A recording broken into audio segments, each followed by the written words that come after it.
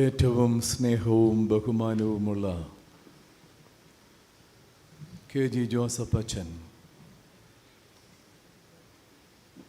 ഇന്ന് ഇവിടെ സന്നിഹിതരായിരിക്കുന്ന വന്യ വൈദിക ശ്രേഷ്ഠ,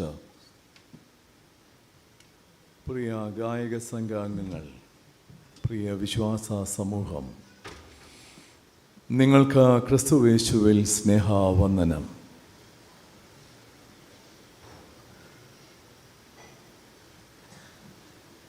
ഇന്ന് നമ്മൾ കടന്നു പോകുന്ന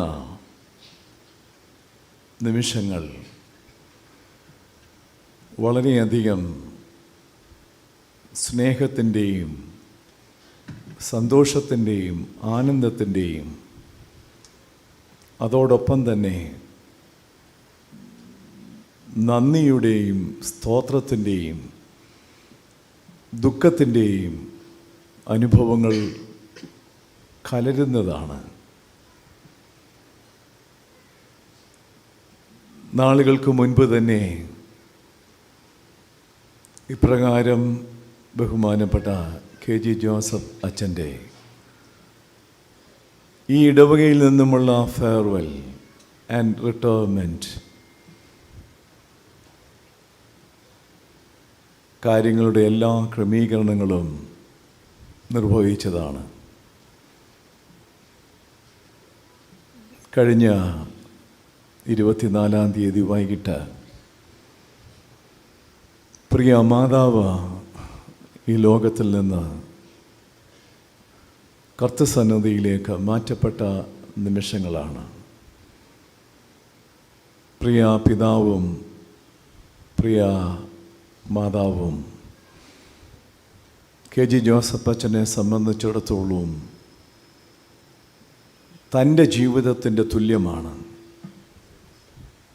അത്രയധികം സ്നേഹിക്കുകയും കരുതുകയും വാത്സല്യം നൽകുകയും ചെയ്ത ആ അനുഭവങ്ങളെ എനിക്ക് നേരിട്ടറിയാം. അതുകൊണ്ട് ആ പ്രിയ മാതാവിൻ്റെ ലോകത്തിൽ നിന്നുമുള്ള വേർപാട് വളരെ ആഴമേറിയ വേദനകൾ നൽകുന്ന ഒന്ന് തന്നെയാണ്. ബഹുമാനപ്പെട്ട അച്ഛൻ എന്നോട് നമുക്ക് ഈ പ്രോഗ്രാം മാറ്റിവെക്കാൻ പറ്റുമോ എന്ന് ചോദിച്ചു. അപ്പോൾ ഞാൻ അച്ഛനോട് ഇപ്രകാരം പറഞ്ഞു, അച്ഛാ, നമുക്ക് ദൈവസന്നിധിയിൽ നന്ദിയും സ്തുതിയും സ്തോത്രവും അർപ്പിപ്പാനുള്ള നല്ല ഒരു അനുഭവമാണിത്. പ്രിയ മാതാവിൻ്റെ ആ നല്ല ജീവിതത്തിന് ദൈവസന്നിധിയിൽ നന്ദിയും സ്തുതിയും സ്തോത്രവും അർപ്പിക്കുന്ന നിമിഷങ്ങളാക്കി തീർക്കുക.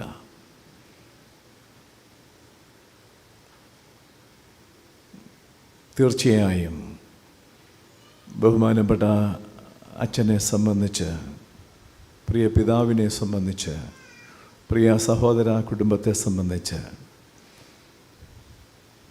അവർക്കെല്ലാവർക്കും കർത്താവിൻ്റെ നിരന്തരമായ സമാധാനം, ആശ്വാസം, ധൈര്യം, പ്രത്യാശ ഇവ നൽകുമാറാകട്ടെ എന്ന് നമുക്ക് പ്രാർത്ഥിക്കാം.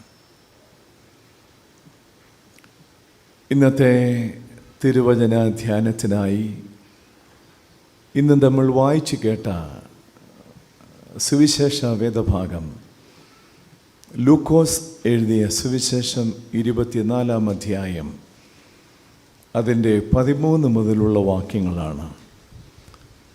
അതിൻ്റെ 33-ാമത്തെ വാക്യം ഇങ്ങനെയാണ്: ആ നിമിഷത്തിൽ തന്നെ അവർ യെരുശലേമിലേക്ക് മടങ്ങിപ്പോയി.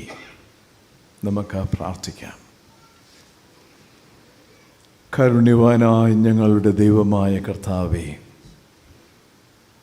ഈ വിശുദ്ധ ആരാധനയിൽ ഞങ്ങൾക്കൊരുമിച്ച് നിൻ്റെ ജീവൻ്റെ സിംഹാസനമാകുന്ന വിശുദ്ധ മേശയുടെ അരികെ എത്തുവാൻ നീ നൽകിയിരിക്കുന്ന ഈ അനുഗ്രഹീതമായ നിമിഷങ്ങൾക്കായി സ്തോത്രം. നിൻ്റെ വചനം ധ്യാനിക്കുവാൻ ഞങ്ങൾ ഒരുങ്ങുന്നു. ഞങ്ങളുടെ ഹൃദയങ്ങളോടും ഞങ്ങളുടെ മനസ്സുകളോടും നീ സംസാരിക്കണമേ. നിൻ്റെ മക്കൾക്ക് നൽകുവാനുള്ള ദൂത് എൻ്റെ നാവിൽ നീ നൽകണമേ. നിൻ്റെ ആത്മാവിൽ ഞങ്ങളെല്ലാവരെയും നിയന്ത്രിക്കണമേ. നിൻ്റെ സാന്നിധ്യം ഇവിടെയുണ്ടല്ലോ, അതിനായി സ്തോത്രം. യേശുവിൻ നാമത്തിൽ പ്രാർത്ഥന കേൾക്കണമേ. ആമീൻ. ആ നിമിഷത്തിൽ തന്നെ, ക്ഷണത്തിൽ അവർ യെരൂശലേമിലേക്ക് മടങ്ങിപ്പോയി. ഉയർത്തെഴുന്നേറ്റ കർത്താവിൻ്റെ ആ പ്രത്യക്ഷതയുടെ അനുഭവമാണ് ഇവിടെ വിവരിച്ചിരിക്കുന്നത്. യഥാർത്ഥത്തിൽ നമ്മുടെ സുവിശേഷ ഭാഗങ്ങൾ യേശുക്രിസ്തുവിൻ്റെ ഉയർത്തെഴുന്നേൽപ്പിനെ കുറിച്ചുള്ള ആ ഭാഗങ്ങൾ ഒക്കെ നാം പഠിക്കുമ്പോൾ യഥാർത്ഥത്തിൽ ശിഷ്യന്മാർക്ക് നൽകുന്ന ഒരു പ്രത്യക്ഷതയുടെ അനുഭവമാണ്. യോഹന്നാൻ എഴുതിയ സുവിശേഷം 20-ാം അധ്യായം ആരംഭിക്കുന്നത് ഇങ്ങനെയാണ്. ആഴ്ചവട്ടത്തിൻ്റെ 1-ാം നാൾ നേരം വൈകിയപ്പോൾ, ആഴ്ചവട്ടത്തിൻ്റെ 1-ാം നാൾ രാവിലെ ഇരുട്ടുള്ളപ്പോൾ തന്നെ, അങ്ങനെയാണ് രേഖപ്പെടുത്തിയത്. രാവിലെ ഇരുട്ടുള്ളപ്പോൾ തന്നെ മഗ്ദലന മറിയയും മറ്റ് സ്ത്രീകളും കല്ലറയ്ക്കൽ എത്തുന്ന ആ ഒരു അനുഭവം. അവിടെയാണ് മഗ്ദലന മറിയയ്ക്ക് കർത്താവ് പ്രത്യക്ഷനാകുന്നത്. അത് 1 മുതൽ 18 വരെയുള്ള വാക്യങ്ങളിൽ വിവരിച്ചിട്ടുണ്ട്. എന്നാൽ 19 മുതലുള്ള വാക്യങ്ങൾ വായിക്കുമ്പോൾ അവിടെ ഇങ്ങനെയാണ് എഴുതിയിരിക്കുന്നത്.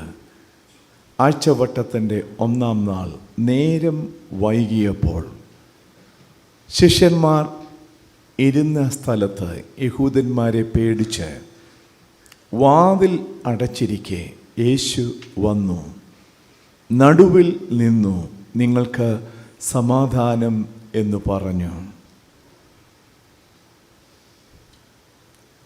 ഈ 2 സംഭവങ്ങൾക്കും മധ്യേ നടക്കുന്ന ഒരനുഭവമാണ് ഇന്ന് ലൂക്കോസ് എഴുതിയ സുവിശേഷം 24-ാം അധ്യായം അതിൻ്റെ 13 മുതലുള്ള വാക്യങ്ങൾ രേഖപ്പെടുത്തിയിരിക്കുന്നത്.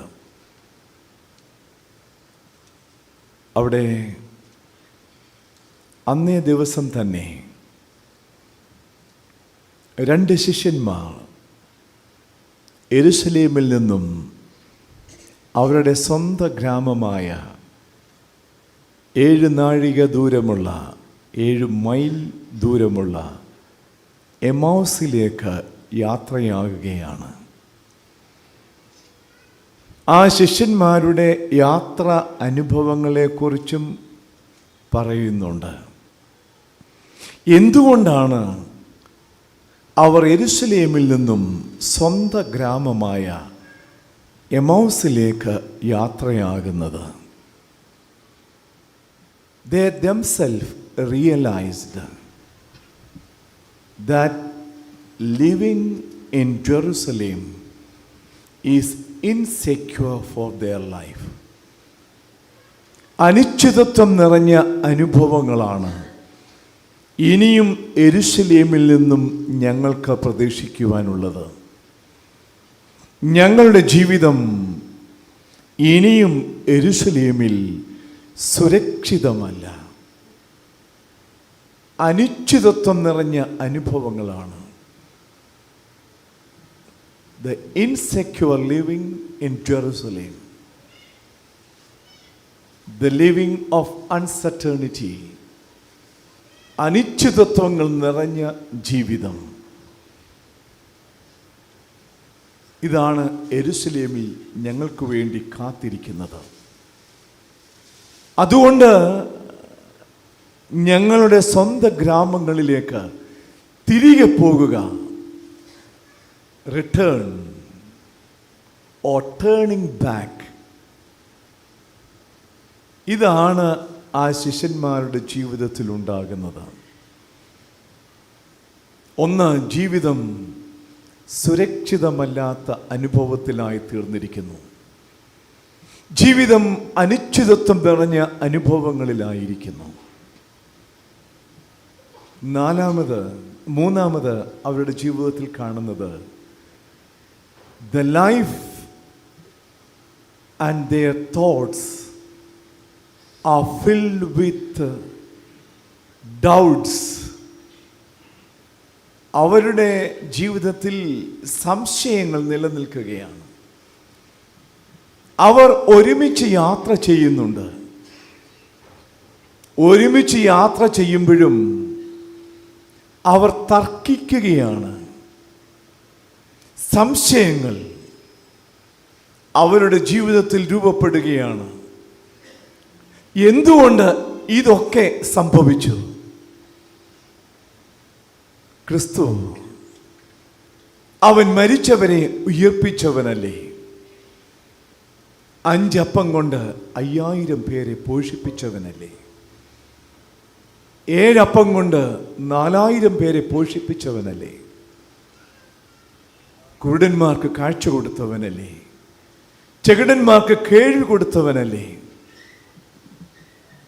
കുഷ്ഠരോഗിയെ സൗഖ്യമാക്കിയവനല്ലേ? എന്തുകൊണ്ട് ആ ക്രൂശും ആ മരണവും ഒഴിവാക്കുവാൻ കഴിഞ്ഞില്ല?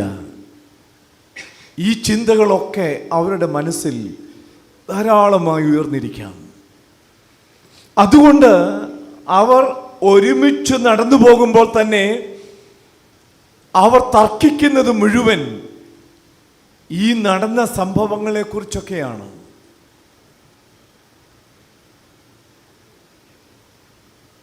ഞാൻ പറഞ്ഞു, അവരുടെ ജീവിതത്തിൻ്റെ അനുഭവങ്ങളാണ്. The life become insecure.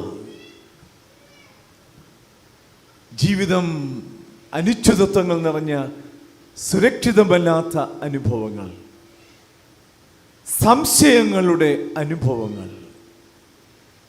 പിന്നീട് വീണ്ടും ആ ഭാഗത്ത് ഇങ്ങനെയാണ് എഴുതിയിരിക്കുന്നത്: അവരുടെ മുഖം വാടിയിരുന്നു.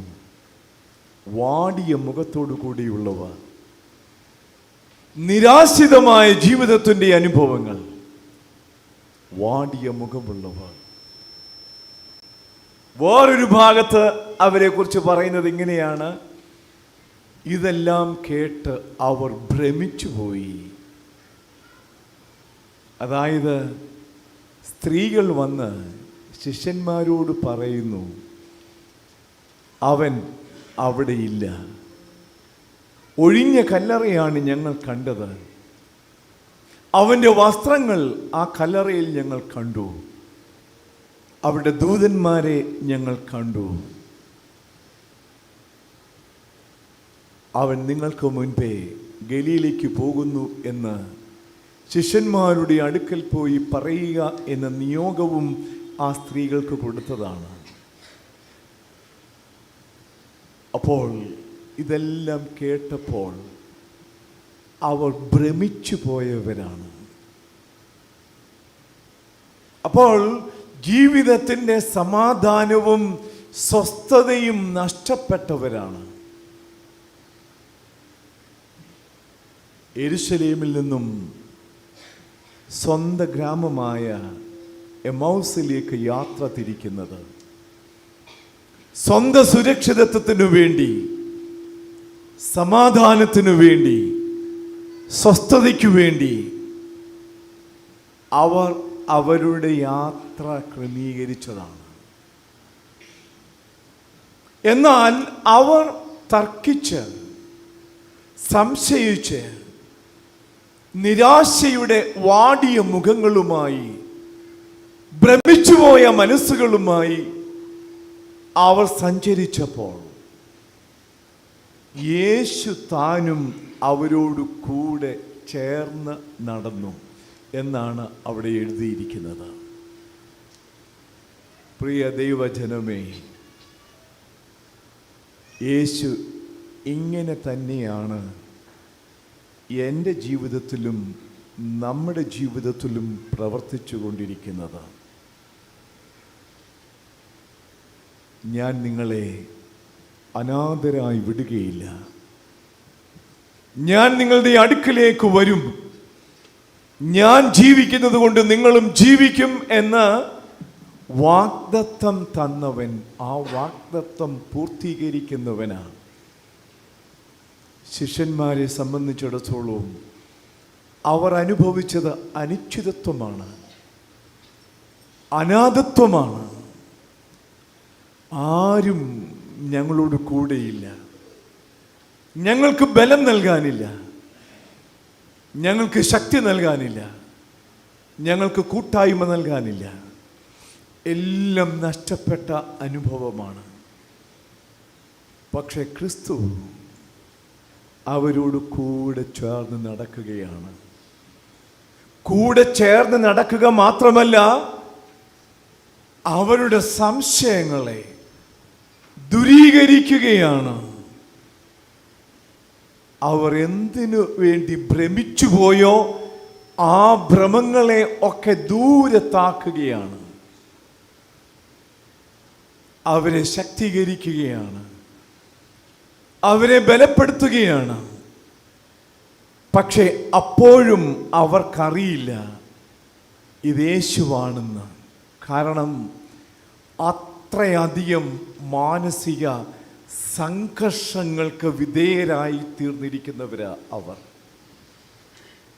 കൂടെ നടക്കുന്ന ആ അപരിചിതൻ യേശുവാണ് എന്ന് മനസ്സിലാക്കുവാൻ തക്കവണ്ണം അവരുടെ മനസ്സുകൾക്കും അവരുടെ കണ്ണുകളുടെ കാഴ്ചകൾക്കും ആ നഷ്ടപ്പെട്ടു പോയ ജ്വലനങ്ങൾ യേശുവാണ് എന്ന് അവർ അറിഞ്ഞില്ല.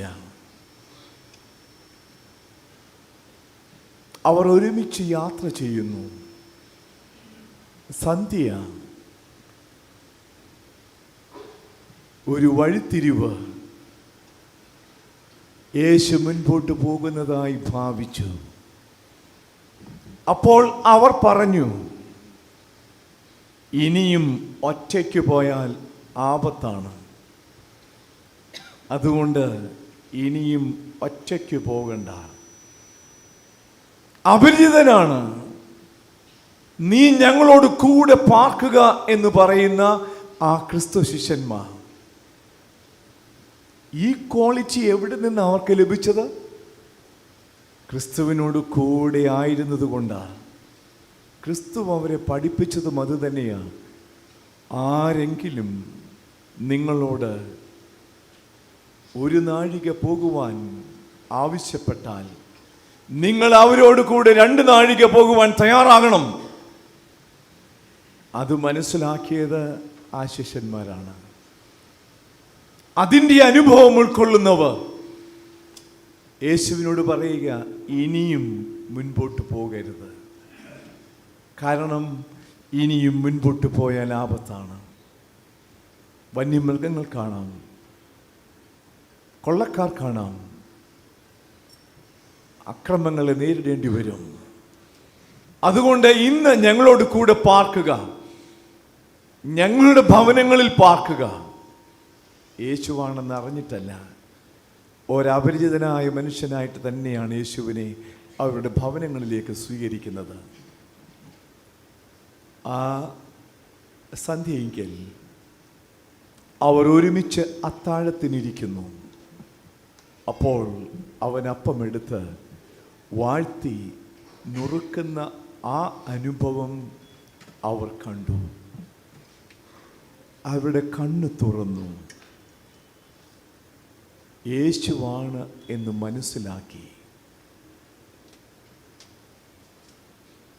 ഈ ഒരു അനുഭവമാണ് അവരുടെ ജീവിതത്തെ ഏറ്റവും ബലവത്താക്കി തീർത്തത്.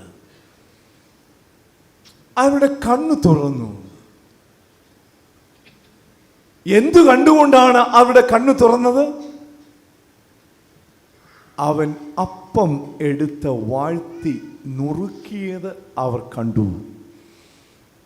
പെസഹായുടെ ദിനത്തിൽ അവരെല്ലാവരും ഒരുമിച്ചിരിക്കുമ്പോൾ യേശു ചെയ്തതും അത് തന്നെയാണ്. ആദ്യമായി കർത്താവ് ഈ ലോകത്തിൽ വിശുദ്ധ കുർബാന അനുഷ്ഠിച്ച അനുഭവമാണ്. അതാണ് അവർ കണ്ടത്. അതുകൊണ്ട് ഞാൻ പറയും, each and every celebration of the Holy Communion should enable our hearts and minds and our inner eyes to open up and see the beauty of Jesus and the wretchedness of my own life. അതാണ് ഓരോ വിശുദ്ധ കുർബാനയിലും നാം അനുഭവിക്കേണ്ടത്. Each and every celebration of the Holy Communion should enable our hearts and minds and the inner eyes to open up and see the beauty of Jesus. യേശുക്രിസ്തുവിൻ്റെ സൗന്ദര്യം മാത്രം കാണുകയല്ല, but to see the wretchedness of my own life. എൻ്റെ ജീവിതത്തിൻ്റെ അശുദ്ധിയുടെ അനുഭവങ്ങളെയും തകർച്ചയുടെ അനുഭവങ്ങളെയും കാണണം. അവിടെയാണ് നമുക്ക് വീണ്ടും ബലത്തോടും ധൈര്യത്തോടും ശക്തിയോടും കൂടെ മുൻപോട്ട് പോകുവാൻ കഴിയുന്നത്. നിങ്ങൾ മനസ്സിലാക്കണം, യേശുക്രിസ്തു ആദ്യമായി ലോക ചരിത്രത്തിൽ ഈ വിശുദ്ധ കുർബാന അനുഷ്ഠിച്ചപ്പോൾ യോഹന്നാൻ എഴുതിയ സുവിശേഷം 13-ാം അധ്യായം അതിൻ്റെ 21-ാമത്തെ വാക്യം നാം വായിക്കുമ്പോൾ അവിടെ കാണുവാൻ കഴിയുന്നത് അവൻ്റെ ഉള്ളം തകർന്നതായിരുന്നു. നോവിൻ്റെ പാരമ്യം കണ്ട ആ ഹൃദയമായിരുന്നു ആദ്യമായി വിശുദ്ധ കുർബാന അനുഷ്ഠിച്ച കർത്താവ് ശിഷ്യന്മാരുമായി ആദ്യമായി വിശുദ്ധ കുർബാന അനുഷ്ഠിച്ചപ്പോൾ. എന്നാൽ ആ വിശുദ്ധ കുർബാന മത്തായി എഴുതിയ സുവിശേഷം അവസാനിപ്പിക്കുമ്പോൾ ഇങ്ങനെയാണ് എഴുതിയിരിക്കുന്നത്: സ്തോത്രം പാടിയ ശേഷം അവൻ അവരോടൊപ്പം ഒലിവ് മലയ്ക്ക് പുറപ്പെട്ടു. And that the holy table become a place of thanksgiving and experiencing the inner strength, the inner power, the inner courage and the inner vision to face the cross and its pain, thereby experiencing the resurrection. ഇതാ വിശുദ്ധ കുർബാന. ആ വിശുദ്ധ കുർബാന അന്ന് പെസഹായുടെ നാളിൽ ക്രിസ്തുവിനോടൊപ്പം അനുഭവിച്ച ആ ശിഷ്യന്മാർ ഇപ്പോൾ അവരുടെ കണ്ണ് തുറന്നു. സംഭവിക്കുന്നത് എന്താ? ക്ഷണത്തിൽ, ആ നിമിഷത്തിൽ തന്നെ അവർ എമൗസിൽ നിന്നും യെരൂശലേമിലേക്ക് മടങ്ങിപ്പോവുകയാണ്.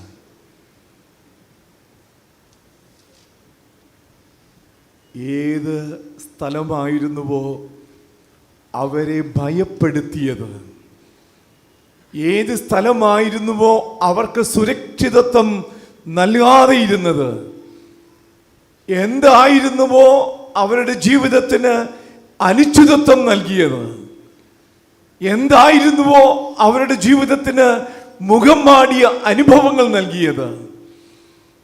എന്തായിരുന്നുവോ അവരുടെ ജീവിതത്തെ ഭ്രമിപ്പിച്ചു കളഞ്ഞത്?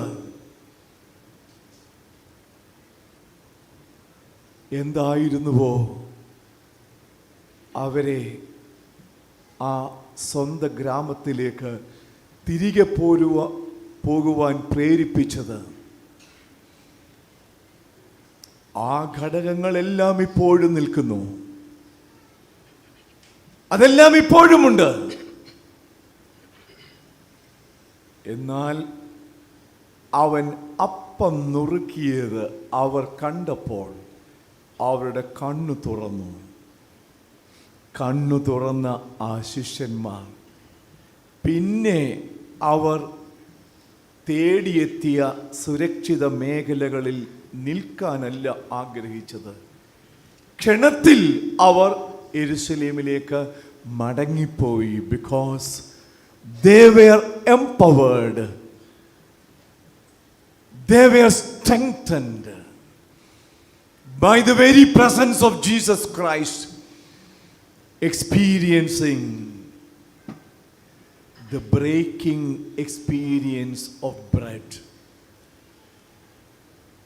ഞാനും പറയും, the each and every celebration of the Holy Communion and the participation in receiving the holy body and the blood of Jesus Christ should strengthen our life, to empower our life, to encourage our life, to move forward whatever may come into our life. അത് അനിശ്ചിതത്വമാകട്ടെ, സുരക്ഷിതത്വമില്ലാത്ത അനുഭവങ്ങളായിക്കൊള്ളട്ടെ, നിരാശയായിക്കൊള്ളട്ടെ, തകർച്ചയായിക്കൊള്ളട്ടെ, ഫലരഹിതമായ അനുഭവങ്ങളായിക്കൊള്ളട്ടെ, empower. അതാണല്ലോ കർത്താവ് വിശുദ്ധ കുർബാനയെ കുറിച്ച് പഠിപ്പിച്ചത്. യോഹന്നാൻ എഴുതിയ സുവിശേഷം 6-ാം അധ്യായം 48 മുതലുള്ള വാക്യങ്ങൾ വായിക്കുമ്പോൾ അവിടെയാണ് യേശു വിശുദ്ധ കുർബാനയെക്കുറിച്ച് ആദ്യമായി പഠിപ്പിക്കുന്നത്. അവിടെ പഠിപ്പിച്ചത് എങ്ങനെയാണ്? എൻ്റെ മാംസം തിന്നുകയും എൻ്റെ രക്തം കുടിക്കുകയും ചെയ്യുന്നവൻ എന്നിൽ വസിക്കുന്നു, ഞാൻ അവനിൽ വസിക്കുന്നു. This is the unique fellowship. ഞാനും കർത്താവും തമ്മിൽ ഉള്ള ആ ഒരു വലിയ കൂട്ടായ്മയുടെ അനുഭവങ്ങളാണ്. ഞാൻ ഈ വിശുദ്ധ കുർബാന കൊടുത്തു പോകുമ്പോൾ ധാരാളം ആളുകളുടെ കണ്ണുകളിൽ നിന്ന് കണ്ണുനീർ ധാരധാരയായി ഒഴുകുന്നത് കണ്ടിട്ടുണ്ട്. എന്തുകൊണ്ടാണ്? They come with all their problems. അവരുടെ ജീവിതത്തിൻ്റെ അനിശ്ചിതത്വങ്ങൾ, നിരാശകൾ, വേദനകൾ, രോഗങ്ങൾ, നഷ്ടങ്ങൾ, നിരാശകൾ, ഇതെല്ലാം ഷെയർ ചെയ്യുന്ന ഒരു സ്ഥലമാണിത്. Participating in the Holy Communion and empowering and strengthening their life to face the life and all its difficulties. ക്ഷണത്തിൽ അവർ യെരുശലേമിലേക്ക് തിരികെ പോയി. ഇതാ ക്രിസ്തീയ ജീവിതത്തിൻ്റെ അനുഭവം. Experiencing Christ in our life. പ്രിയ ദൈവജനമേ, നമുക്ക് കണ്ണുകളെ അടയ്ക്കാം, നമുക്ക് പ്രാർത്ഥിക്കാം.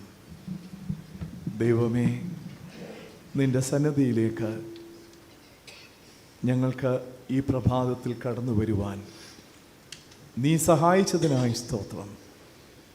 ദൈവവചനം നീ ഞങ്ങൾക്ക് നൽകിയതിനായി സ്തോത്രം. ദൈവമേ, ഞങ്ങളുടെ ജീവിതത്തിൻ്റെ അവസ്ഥകളെ കാണുന്നവൻ നീ ആകുന്നു.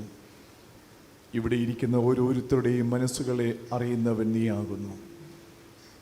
ഓരോരുത്തരും കടന്നു പോകുന്ന ജീവിതത്തിൻ്റെ അനുഭവങ്ങൾ ആ ശിഷ്യന്മാരെ പോലെ ഇതാ യെരുശലേം, ആ യെരുശലേമിൽ നിന്നും എമ്മൗസിലേക്ക് പോകുന്ന അനുഭവം. ദൈവമേ, അവിടെ നിന്നെ കാണുവാൻ, നിന്റെ കൃപയെ അനുഭവിപ്പാൻ അവരെ സഹായിച്ചുവല്ലോ. ഏത് സ്ഥലമായിരുന്നുവോ അവരെ ഭയപ്പെടുത്തിയത്, അവരെ ഒറ്റപ്പെടുത്തിയത്, വാടിയ മുഖത്തിൻ്റെ അനുഭവങ്ങളിലേക്ക് നയിച്ചത്, ഭ്രമിച്ചു പോയത്, ദൈവമേ അവിടേക്ക് തന്നെ തിരികെ പോകുവാൻ ശക്തിയുള്ളവരായി തീർന്നല്ലോ. ദൈവമേ, ഞങ്ങൾ അനുഭവിക്കുന്ന ജീവിതത്തിൻ്റെ പ്രതികൂലങ്ങളിൽ, സങ്കടങ്ങളിൽ, വേദനകളിൽ, നിരാശകളിൽ, പ്രിയപ്പെട്ടവരുടെ ലോകത്തിൽ നിന്നുള്ള വേർപാടെങ്കിൽ, ദുഃഖത്തിൻ്റെ അനുഭവങ്ങളിൽ, ദൈവമേ നീ കൂടെയുണ്ടല്ലോ. നീ കൂടെ ചേർന്ന് നടക്കുന്നവനാണല്ലോ. നിൻ്റെ കൃപ നിരന്തരമായി അനുഭവിപ്പാൻ ഞങ്ങളെ സഹായിക്കണമേ.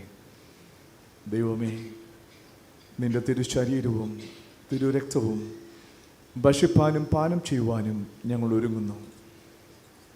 ദൈവമേ, ഞങ്ങളുടെ KG ജോസഫ് അച്ഛൻ്റെ ശുശ്രൂഷ അനുഭവങ്ങളിൽ, ഈ ഇടവകയിൽ അതിൻ്റെ അവസാനം ആകുന്ന നിമിഷങ്ങളാണല്ലോ. ആക്റ്റീവ് പാരിഷൽ ലൈഫിൽ നിന്നുമൊക്കെ സഭയുടെ നിയമപ്രകാരം റിട്ടയർ ചെയ്യുന്ന അനുഭവവുമാണല്ലോ. പ്രിയ മാതാവിൻ്റെ ലോകത്തിൽ നിന്നുമുള്ള വേർപാട് അത് ദുഃഖത്തിൻ്റെയും വേദനകളുടെയും അനുഭവങ്ങൾ നൽകുന്നു. എന്നാൽ നിൻ്റെ സന്നിധിയിൽ നന്ദിയും സ്തുതിയും സ്തോത്രവും അർപ്പിപ്പാൻ നിൻ്റെ മകനെ സഹായിക്കുന്നതിനായും സ്തോത്രം. ദൈവമേ, വിശുദ്ധ കുർബാന കൈക്കൊള്ളുവാൻ ഞങ്ങൾ ഒരുങ്ങുന്നു. കുമ്പസാരത്തിൻ്റെ പ്രാർത്ഥനയ്ക്കായിട്ട് ഞങ്ങൾ ഒരുങ്ങുന്നു. ദൈവമേ, ഞങ്ങളുടെ കുറവുകളെല്ലാം നിൻ്റെ കരങ്ങളിലേക്ക് സമർപ്പിക്കുന്നു. ഞങ്ങളുടെ വീഴ്ചകൾ, താഴ്ചകൾ, കുറവുകൾ, ബലഹീനതകൾ എല്ലാം നീ കാണുന്നു, നീ അറിയുന്നു. നിൻ്റെ കണ്ണിൽ നിന്ന് ഒന്നും മറവായിരിക്കുന്നില്ലല്ലോ. കർത്താവേ, ഞങ്ങളുടെ കുറവുകളെ ഞങ്ങൾ ഏറ്റുപറയുന്നു. നിന്നോട് കൂടെ പുത്തൻ ജീവിതാനുഭവങ്ങളിൽ നിൻ്റെ തിരുശരീരവും തിരുരക്തവും ഭക്ഷിപ്പാനും പാനം ചെയ്യുവാനും എന്നെ സഹായിക്കണം.